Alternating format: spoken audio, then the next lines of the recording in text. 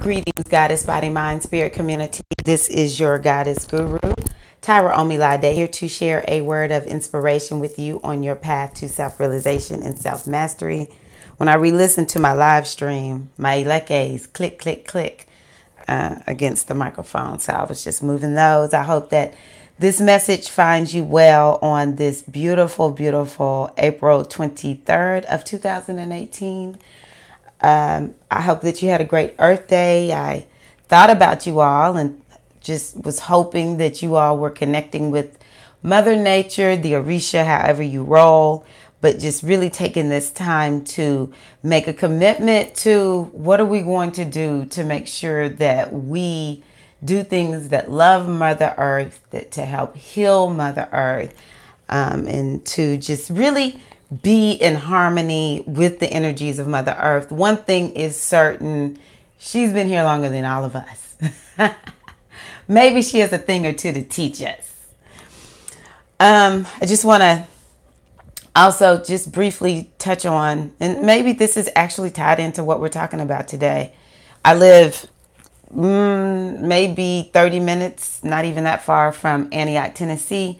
A shooting happened at Waffle House yesterday, I guess it was, maybe early in the morning or maybe late Saturday night. And for young people 29 and under, they were like 21 to 29 in age, were murdered, all people of color, and it just has me torn up today. So if you would just take a moment to send light and love to their spirits. What a traumatic way to end life.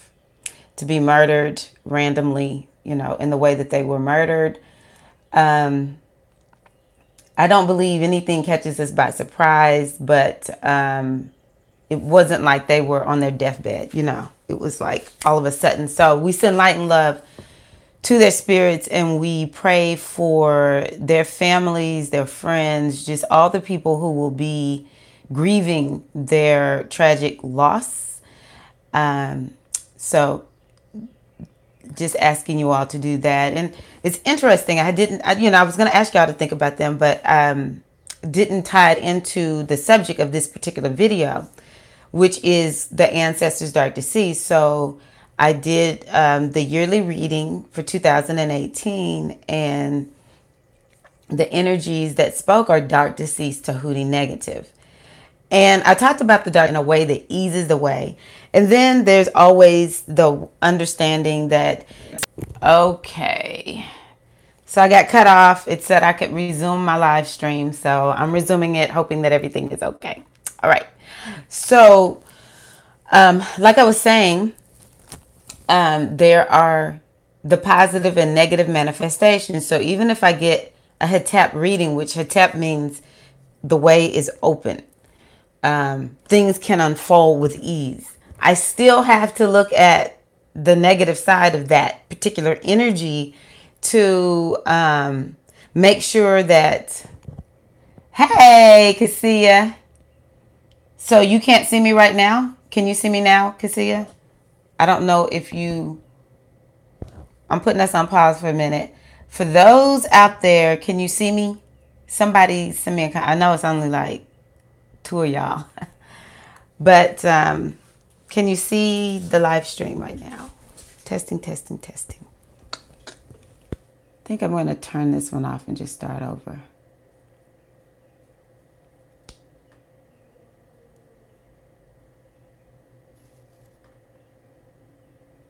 Hey, Tiffany. Can you see me, Tiffany? Let's see what the time is.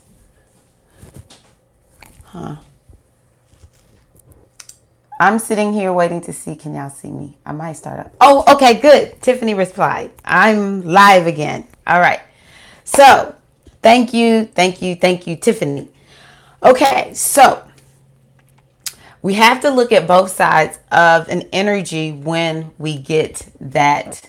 Thank you, Alita. Very good. When we get a reading. And so, part of it is because we have to do what the oracle is calling us to do in order for us to be conferred the blessings of that particular energy. And so dark deceased have spoken for 2018 for the Goddess Body Mind Spirit community. And and so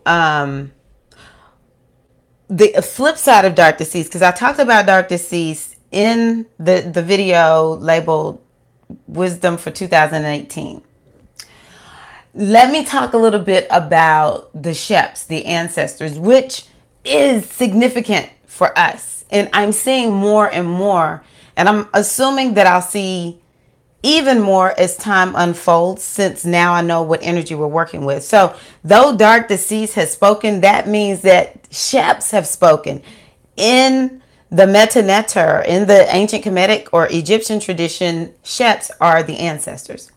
And so with the Sheps energy, we are being told that we need to work with our ancestors. Now, what have I said multiple times for the last few years? That for those of us in the West, especially here in the United States, those of us born here, or those of us who really have been here in the United States for so long, you know, even if you were born in another country, you've been here so long, you're basically USA. Our guiding Orisha are the Sheps, are the Agun, is how we said in Ifa, are the ancestors. And what we are wanting to do is to look to our ancestral lineage and ask well, let me go say this first. We want to call on our ancestors and ask them to assist us on our paths to self-realization and self-mastery. We want to call on our ancestors. So people often say, you know, what Orisha am I working with? I'm you know, I've been told this Orisha rules my head. You know, excuse me, I really do need to work with this particular Orisha. Well, I'm going to tell you from the door, across the board, second to Ori would be the Orisha. Sometimes people, would be the ancestors. Sometimes before people have told me about the Ori, they told me about the ancestors. Work with your ancestors. It is said that, you know, there was this connection with the earlier ancestors who dwelled here on the earth.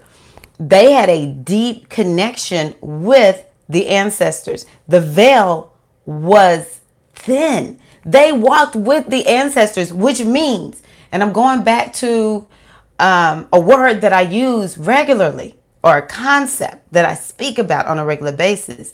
It's called awareness. They were aware. So just because we don't see the ancestors doesn't mean they're not there. Just because we're not aware of the ancestors, because we need to be in the know, in the understanding that we are programmed in a particular manner. We have come at such a time, and this is the majority of us. It may not be everybody, but this is the majority of us. We have come at such a time where there is no, well, you know, grandma's sitting over there. Grandma came to me in my dream last night, and this is what she told me we need to do. Who grew up hearing these kinds of things, you know?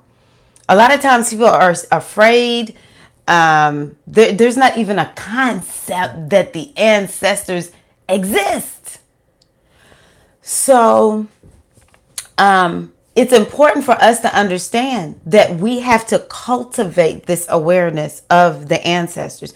We have to go out of our way. And I think that the conditionings around us are so set in stone that it is, to a certain degree, it takes a lot of work. Good morning. It takes a lot of work.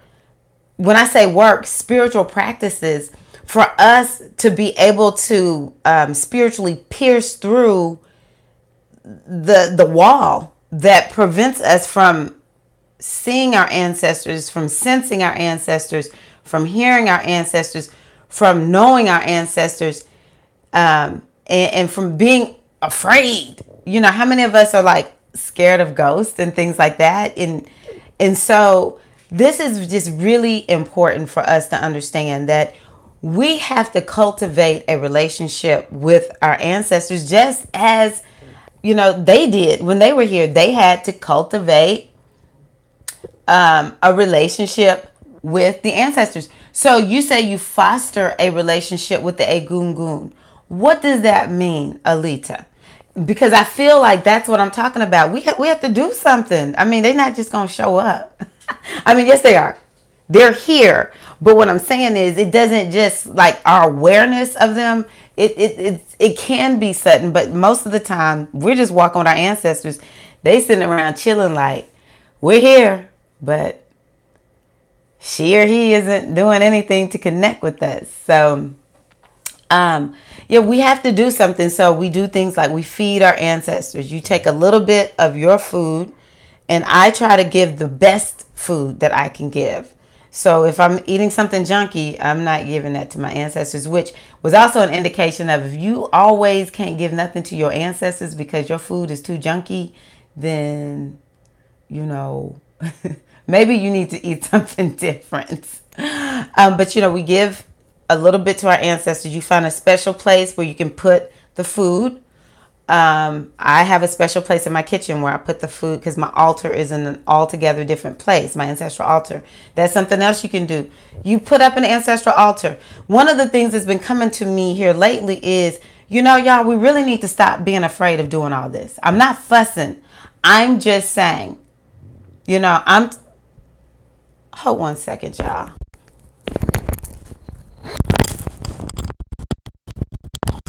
Come on, go get the dog. My dog's outside.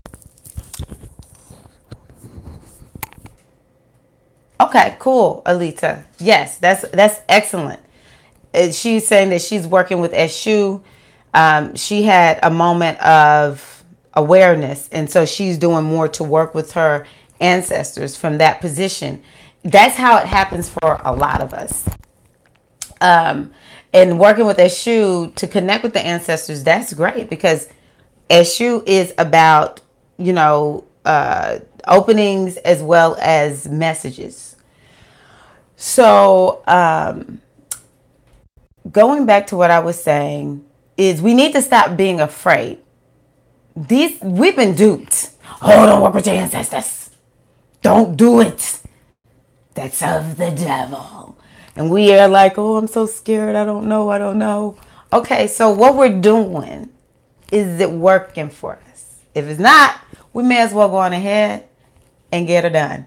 You know what I'm saying? We may as well go on ahead and set up that altar. And I remember being afraid when I first started learning about working with the ancestors. I was like, I'm like, are we worshiping the ancestors? Because you're only supposed to worship the one true God. Psh. I say to all that, talk to the hand. I don't have time for that anymore. My life has been revolutionized and changed ever since I put up my ancestral altar. Okay. And what I'll say is, I've told this before, but I put up my ancestral altar because I was so desperate to connect with my mom who had passed. And so I set up my ancestral altar and I started pouring libations, and they just made me feel better. Initially, that's all it did. It just made me feel better. I know I probably poured libations and fed my ancestors when food would start popping out my hand. I said, oh, okay, I really do think this is my ancestors. I mean, like, why is this food just jumping out my hand? So I started feeding my ancestors on a regular basis. And again, I found that my life was better when I poured libations, sat at my altar, fed my ancestors. And my life was just better. I felt better in my spirit. And then after a long time, I'm talking years, I think it was something like 10 years, one day those ancestors just showed up in a way where their presence, I felt it in a major way. And they've always, like, my awareness of them, I don't think they showed up. I think my awareness of them opened, and it's been like that ever since. So we need to stop being afraid of working with our ancestors. So we want to pour libations. And initially, you may not feel a whole lot when you're pouring the libations. Or whatever ritual, especially if you get a ritual for working with your ancestors from someone else, which is okay because a lot of us don't know what to do. But you may not feel a whole lot. Some people are very, very spiritual and they'll start feeling stuff right away. Some people not so much. For those who are adopted, I need to talk to some of y'all, but I think that there's there's another layer of working with the ancestors. We have children adopted into our family. They don't have our blood, but I call on my ancestors to help them out anyway. Fear is an illusion. That's exactly right. Exactly right. And fear is put in place to keep us from accessing our power. And I think that the more we run into the things that we fear, especially the spirituality of Africans, ain't nothing to be scared of. All right? Nothing. Okay? I've been studying this for a while. People can misabuse anything. Oh, I mean, it's folks doing stuff wrong in Ifa, but they do it wrong in all the religions. The religion itself, the spiritual tradition itself, the spiritual technology in and of itself is not evil. And the more we don't access it and use it, especially when we hear the call, I'm not saying Ifa is for everybody. I'm not saying Ifa is calling everybody. But for those that is calling us, just know the more you run into it, then I think that's where your power is. And we're being controlled. Don't like this. Don't do this. Well, I'm telling you, as one who has, I'm happier. I'm more free. And I continue to loose the chains using the spirituality of the ancestors. But we want to, really work with the ancestors. Those of you who are adopted, work with your ancestors. I say my ancestors surround these children who don't have our blood, but they also have blood ancestors that they can call on. If they ever were to get into this, I would say, yes, you call on the ancestors from your parents' families, and in particular, my brother's ancestors, because those are the ones I talk to regarding every child in my family, to include the adopted and fostered children. But they have their own blood ancestors. We need to work with our ancestors. So we pour the libations, we feed the ancestors. And people have different things. They say, don't give them salt. I don't know about all that. That's why I'm so happy to bring on people who have initiated in Africa. Hopefully, Iya Omilana will be on this upcoming Sunday, in the teleconference, as she is. I will definitely log on to make sure you all have the information to log on to the teleconference. But it's a lot of stuff that has sort of like been added that may or may not be true. This is the other thing I know about the ancestors. They will begin to tell you. Like my ancestors, and I know it's because of my own filter, but my ancestors are like, just a little bit.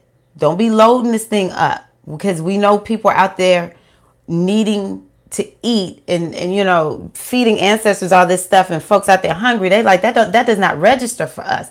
We just need a little acknowledgement from you. Okay. What this does is, just like Alita was talking about, you begin to foster the relationship with the ancestors. You can hear the ancestors, and they will then be able to, it's like there's times when they will see what's coming down the pipeline, and they will give you insight as to what you need to do. You'll feel it, you'll know it. Everyone's way of understanding their ancestors and hearing from them is unique unto them. But like for me, when I'm working with my ancestors, I just get a feeling. But that's me. I'm clairsentient. I get feelings. And, it'll make me go maybe to my oracle and say, well, is this going on or that going on? So that's one thing. They'll tell us what's coming down the pipeline. And if you know how to do divination with the ancestors, which you can use 4 cowrie shells in Ifa, you can use a pendulum. And some people, if you don't have the cowrie shells, they might use the pennies, because they kind of mimic each other. But of course, you have to learn how to do the 4 cowrie shell divination, which That's not difficult. You can do it, but you can find ways to communicate with your ancestors. You can say, okay, ancestors, if I should do A, then, you know, let it be 3 heads show up on the penny. If I should do B, or I don't know. I've never divined like that with my ancestors, but everybody has their own unique way of divining with their ancestors. And there's ways to communicate with the ancestors to find out what it is you need to do. So let me just say for sure, 4-cowrie shell divination is something you can do, perhaps a pendulum. It just depends on your level of connection to that oracle. And eventually, hopefully, we'll get everyone in the know if you don't know how to use 4-cowrie shells. How about that? And then the other thing, and that's the other thing, you know, they'll tell us what's coming down the pipeline.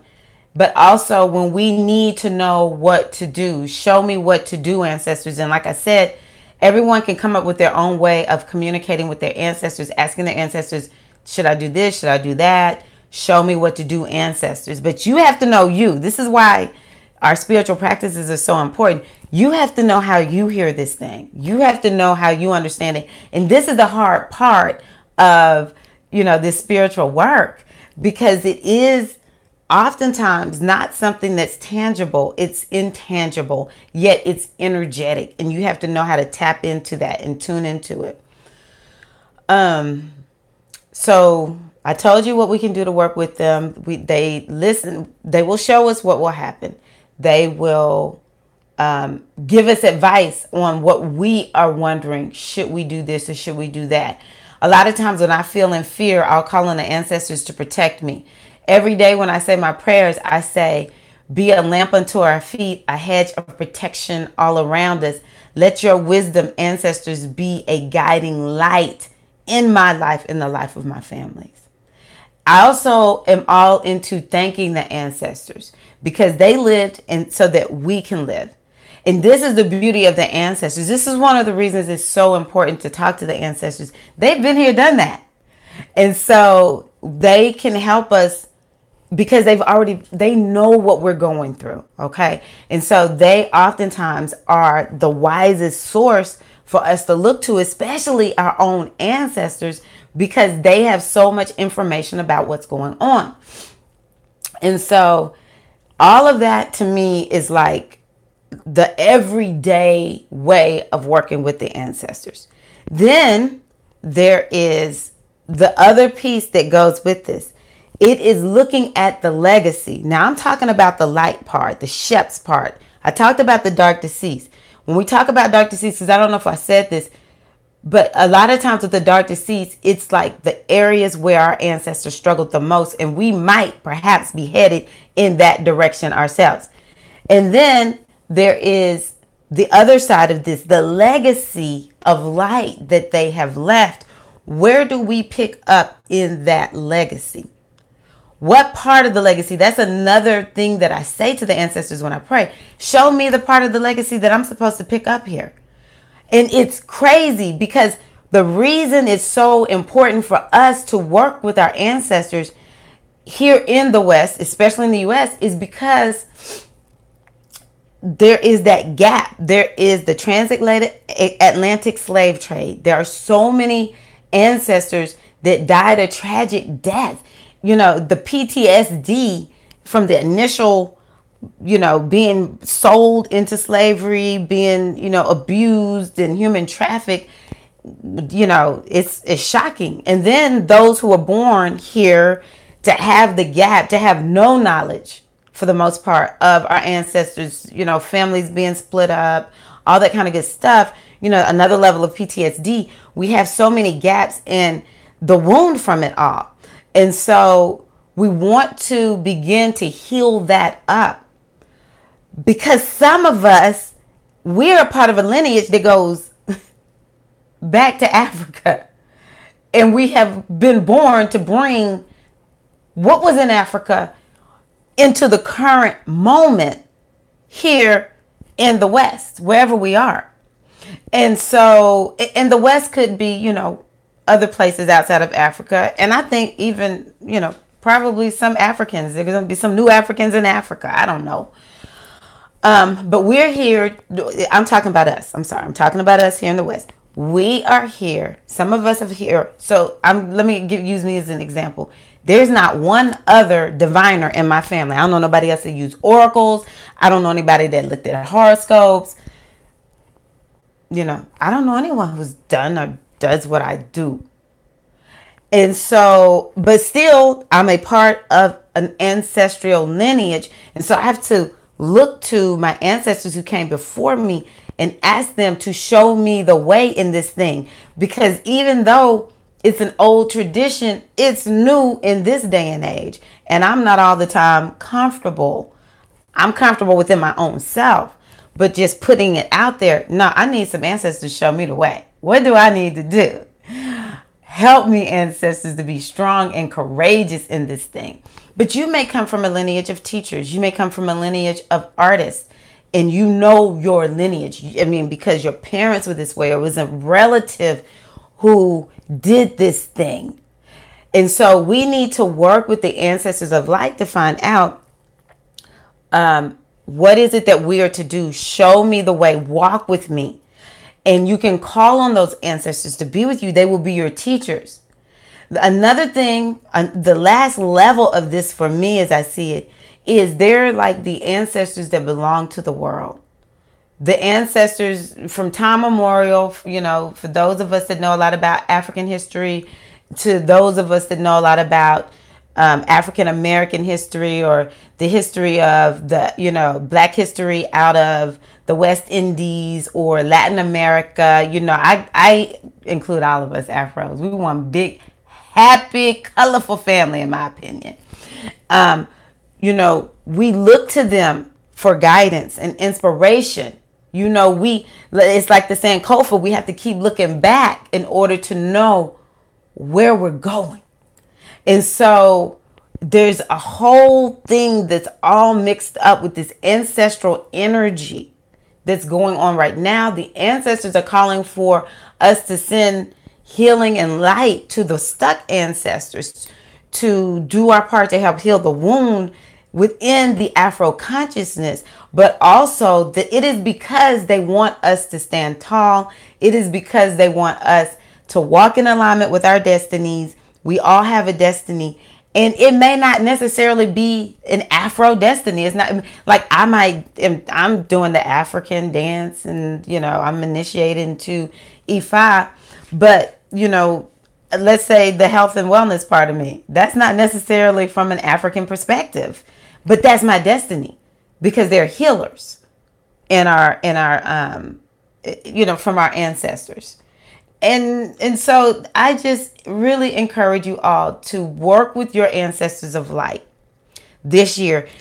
That's really the greatest piece of this. Okay. Yes, we have to deal with the wounds, but we have to deal with both sides of this Shep's ancestors of light, dark deceased. And that's what we're doing from now until the end of winter of 2019. And so this whole astrological setup, for those who keep up with astrology, we're digging deep. We're going deep into this thing, and we're looking at things that maybe aren't necessarily comfortable in order for us to loose what's not working for us, to loose what holds us down, so that we can move forward with lightness, with speed, with accuracy, with precision. So that's what I wanted to share in this video. So my take on the generational curses throughout ancestry generations. I don't all the time like using ancestral curses, but it's what we know. And I think it's real. It's a part of the human, experience, that our conditionings get passed down. It gets passed down. And maybe as the generations go on, one generation gets better, but it's a subtle expression of this wound, of this negative way of thinking, this negative pattern. And so some of us have to see, am I the one that's being born to move past this negative way of being within my ancestral lineage? I've seen it in some people where there's this person in the family who just doesn't fit in, and they don't fit in because they cannot get down with the dysfunction. And yes, era. Yeah, I like that. She said instead of curse, change it to era. I like that. Yeah, that's good. So it's an error, right, in thinking. An error, and it leads to a certain way of us operating within our conditionings, because we have to remember that our souls are wise. Our souls are infinitely wise. And so if we get born into a generation or into a family or through a family where there is a historic pattern of dysfunction, then there's a reason we chose this. And the question is, why? Am I regenerating myself through my own lineage? Like, was I the one that made the actual mistake? What if I was the great grandma? That's just like blows my mind even thinking about it. What if I was the great great great grandma that started this generational curse, this dysfunctional era, and I have now come back and I'm looking back at myself thinking it's great great great great grandmama, but it's really me. It's no telling how we get caught up in this thing. But I do know that every life we're given an opportunity to bring balance to that. And that's the beauty of the spiritual practice, so that we can open ourselves and become aware to actually see it.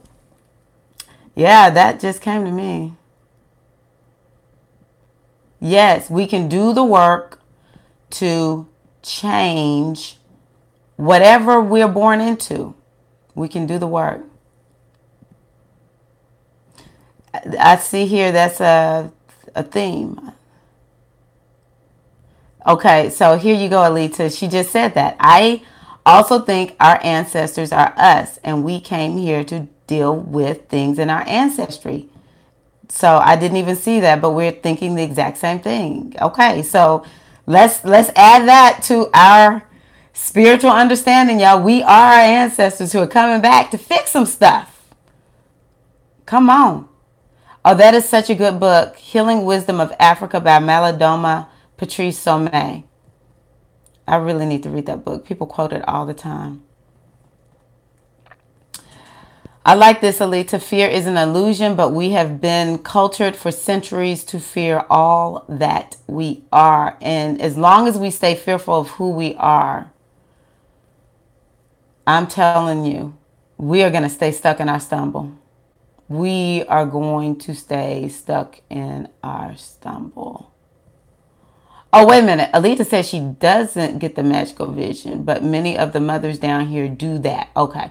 I am learning. For me, I've started by asking for Eshu to teach me how to connect with my ancestors. Okay. Gotcha.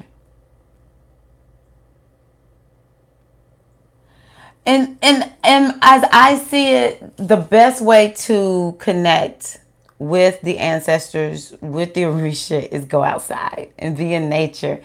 I went to Chattanooga, Tennessee yesterday. It was raining like all get out. One of the things that I loved about Tennessee, I started dating my husband when I was in college, and I rode a bus up from Atlanta to Clarksville, Tennessee to visit him one time. And I fell in love with the nature of Tennessee. I don't particularly like the energy of the mindset of Tennessee all the time. But I love the land of Tennessee. It's what keeps me sane. And it was like I said, it was raining, and I was just not liking this rain because it's really hilly and curvy and windy. But then I got to this point where it was just all these really tall hills. They're not really mountains, but they're really tall hills and valleys. And you could just see the rain falling. And there was a mist that sat on top of these really tall hills. And then I drove across the Tennessee River, which is my favorite. And just the beauty, the wonder of this nature. It made me say, if anybody wants to initiate into an African traditional religion, all they need to do is come get out in nature.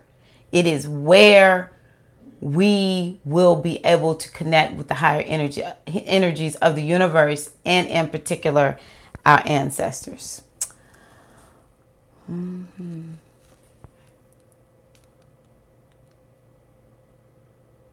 Yes, I like that. So when your parents treat you bad, it's really you that treated you bad, and how are you gonna forgive you and pass on different positive attitude to our future selves? That's how we heal. And the reason I say that that's on point is because, like I said, you know, we are infinite energy in form, and we all extend from the one divine consciousness. And so we make contracts with our parents, who are us, to bring to us certain things, because then how in the world are we going to a certain degree, bring balance back from perhaps a lifetime where there was imbalance? It's not the most fun thing to think about, but it's really how it is. Perhaps in another lifetime, we created an imbalance, and we come back and experience something to bring balance back to, our energy matrix from when we incarnate. The other thing is, we come here to learn a lesson. How can you learn if you don't have something that catapults you to the lesson? And I think I don't like, because I'm so into children. I love people and everything. I hate thinking about people being mistreated by their parents.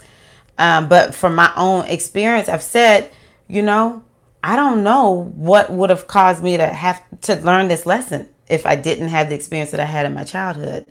And so the less we blame our parents, and the more we step out and take responsibility, that will in fact be a reflection of our healing and our growth process. And it loses the power anything has to hold over us. It's not fun, but it's powerful. And then, yes. I call you AX. Is that Exandria or just Andrea? Xandria, maybe that's what that is. Then said that nature is mentioned in this book by Maladoma Same Patrice. So that's what I have for you all today. I hope to come back and make another video or two, because there was something else I wanted to talk to you all today. Alafia. Oh, okay. AX. I thought so. Okay. So yes, Soul, you and I were on Lada's thread the other day, and I wanted to come back. I haven't had a chance to come back and say to you that, with us being Scorpio rising and Jupiter is retrograding, we will be reviewing a lot of stuff. I'm finding that too. I don't know how old you are, but my Chiron is in Aries. I just find a lot of my childhood stuff is coming up for me to heal. And I think that one of the best things that we can do is to cry, because it brings us, as I keep saying, it allows us to be aware, but aware from a place of, okay, I'm aware. I'm able to acknowledge the pain, and now I can do something to help shift this energy into a positive. How can I make it positive? Because it never goes away, but our perspective on it and reframing it, we can make it not have any power over us, and it actually becomes a source of strength. And so, but we have to cry. So, and I've also been having a lot of thoughts of death. I woke up the other night terrified, like literally I could only have 30 years left. And that's a very terrifying thought to me, but I'm grateful for it. I'd rather be waking up now at 48 thinking, what if I only have 30 years left? Than at 68, like, dang, I've lived a life and hadn't done everything. I might only have 10 years left. Yes, we're intense. We're so intense. Oh my gosh, we are so intense. Scorpio rising. Y'all, I have to take my kids to their homeschool classes, but thank y'all so much. And I look forward to seeing you soon. Okay, Lita, y'all about to make me keep talking. Yes, embrace death. It's a part of. I'll bring that up. I need to write that down. We'll talk about death. I agree. Working with death, embracing death is really, you ain't afraid of it anymore. You just let it move you to get some stuff done because you realize, yeah. Love and life is goddess body mind spirit.com. Y'all have a wonderful day. Peace.